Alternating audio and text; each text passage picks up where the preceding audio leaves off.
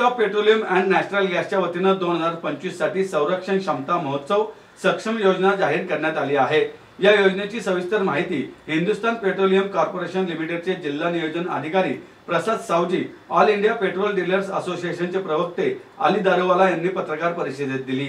प्रसाद सावजी म्हणाले, दरवर्षी हा महोत्सव घेण्यात येतो। या महोत्सवात 15 दिवसात विविध उपक्रम राबवले जाणार आहेत। यात 23 फेब्रुवारी रोजी पुण्यात पिंपरी चिंचवड येथे सायक्लोथॉनचे आयोजन करण्यात आले आहे। या व्यतिरिक्त विविध महाविद्यालय तसेच शालेय विद्यार्थ्यांसाठी गटचर्चा, महाविद्यालयांमध्ये भित्तिचित्र स्पर्धा, इंधन कार्यक्षम ड्रायव्हिंग स्पर्धा, लेखन पत्रकार परिषदा आणि टीव्ही रेडिओवरील टॉक शो असे विविध उपक्रम राबवले जाणार आहेत। संपूर्ण देशभर चालणाऱ्या या महोत्सवाची टॅगलाईन ग्रीन अँड क्लीन एनर्जीद्वारे क्लीन एन्व्हायरमेंट असे आहे। 14 फेब्रुवारी रोजी सकाळी 11 वाजता यशवंतराव चव्हाण सेंटर रंगसौर हॉल मंत्रालयासमोर मुंबई येथे उद्घाटन समारंभ होणार आहे।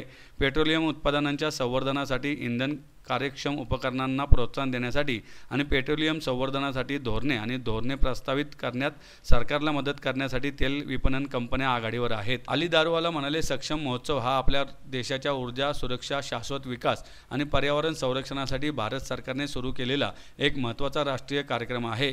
या कार्यक्रमाचे अंतिम उद्दिष्ट म्हणजे जीवाश्म इंधनावरील वाया जाणारा खर्च रोखणे, परकीय तिजोरीवरील वाढता भार कमी करणे आणि जीवाश्म इंधन जाळण्यामुळे निर्माण होणाऱ्या हरितगृह वायूंच्या प्रतिकूल परिणामांपासून पर्यावरणाचे संरक्षण करणे।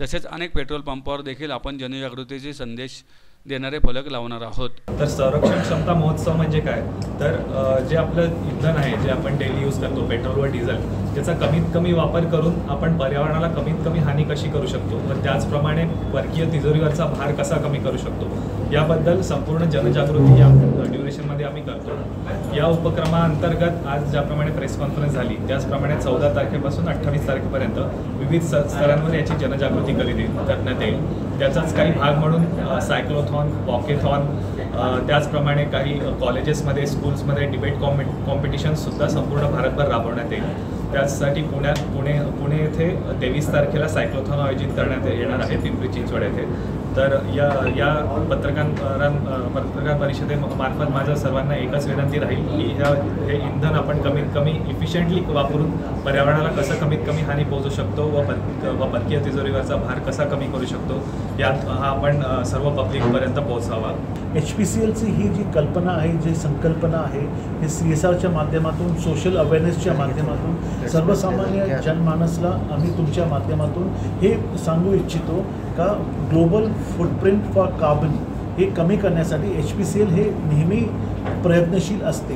तर आज जी पत्रकार परिषद आहे तुमच्या माध्यमातून सर्व जनमानसला जेवढं कमीत कमी फ्यूल युसेज, जे फॉसिल फ्यूल आहे, ज्याच्यामुळे इंटरनॅशनल क्रूड जे आपल्याला परकीय चलनमध्ये घ्यावा लागतो ते कसं कमी करता येईल याचा आमचा पहल आहे। यासाठी HPCL हे प्रयत्नशील आहे। हे तुम्ही तुमच्या माध्यमातून लोकांपर्यंत हे पोचवावे ही माझी विनंती।